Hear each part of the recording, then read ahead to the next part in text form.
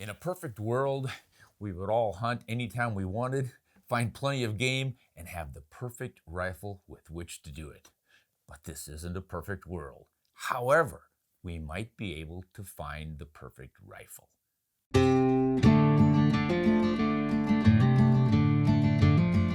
Hi, welcome to Ron Spomer Outdoors. The perfect rifle is a dream that, unlike many dreams, can be realized. But we really have to plan for it.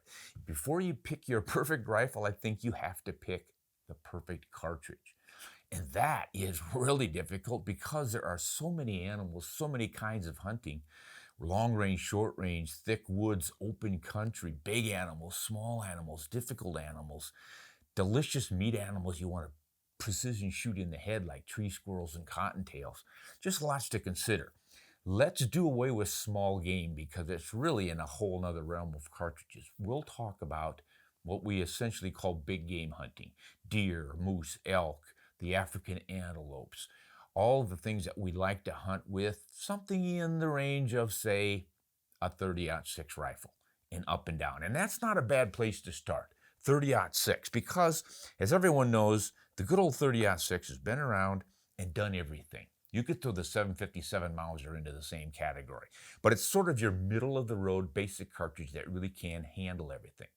From there, you have to go up or down in caliber, meaning the diameter of the bullet, or in power, meaning how fast you're pushing that bullet and how heavy the bullet is.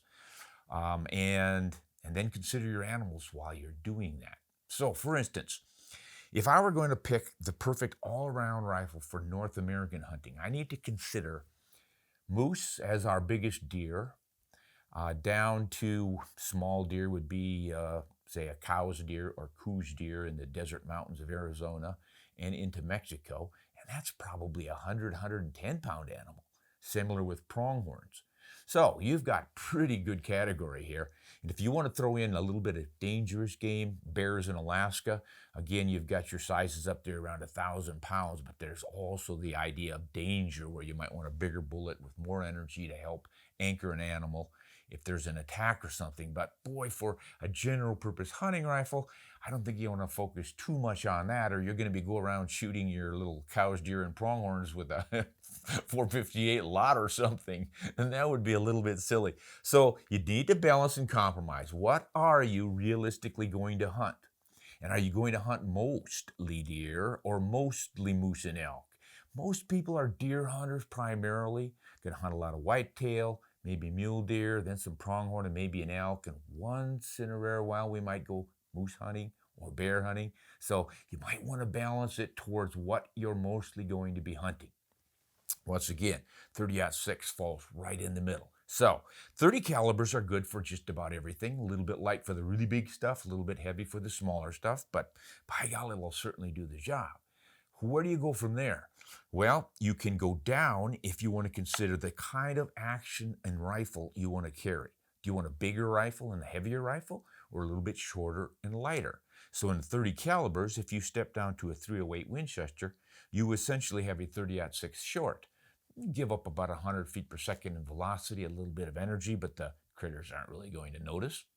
So you can go to the 308 and get it in a short action rifle, save about a ½ inch of length, which doesn't sound like much, a little bit shorter bolt throw, but all of that stuff needs to be considered for the perfect rifle. You can also go down to the little 30-30, and there you're making your decision based on the kind of habitat in which you hunt and the distances at which you can shoot. They're all going to be good at terminating your animals. But a 30-30, great for the woods, great for fast handling rifles, especially the lever actions. But you're probably not going to be too effective after about 150, maybe 200 yards. Sure, you can lob one in there at 250, 300, but let's be honest, that's why they've got a 30-06 and a 308 Winchester and a lot of other 30 calibers. So consider the habitat in which you hunt. I know a lot of folks who hunt whitetail deer and black bear in thick forests have never in their lives shot at more than 100 yards. So 30-30 works just great for those folks. Why not? Now, if you're going out west, you might want to shoot farther. You start to look at the magnums. Once again, it's still a 30, shoots the same bullets as the 30-06, 300 Winchester Magnum. Weatherby Magnum, Remington Ultra Magnum, all the bigger 30s are going to reach farther. Will they hit harder? Yeah, they'll hit harder, but that's not really their benefit. Because the 30-06 has got more than enough energy to kill something. It's not energy that kills. We've talked about all of this before. It's just the right bullet in the right place. So, can a 300 Win Mag deliver the right bullet in the right place? Absolutely. If you're not afraid of the recoil, or if you don't want to carry a bigger, heavier rifle. And we're back into our 308 argument for going lighter. 300 Magnum, you might want to go a little bit heavier to soften the recoil. But then you've got to lug that weight up and down the mountains. If you're young and strong and have a lot of energy and staying power, no big deal. But you're a little bit frailer, if you're a little bit smaller in your body, or you're a little bit older. Some people actually get old, but they still love to hunt. So you might not want a 300 Magnum. You might want to step on down. Then again, you can still stick with a light, handy rifle in the 300 Magnums by going with one of the short Magnums, like the 300 WSM.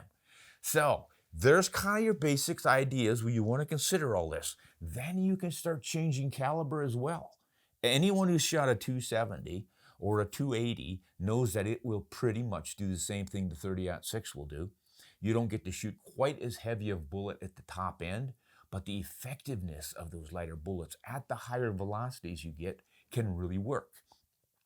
So now you're starting to think, all right, so I'm going to go with a standard length action, but instead of the 30-06, I like a 270 or a 6.5 of some kind, like the new RPM from Weatherby.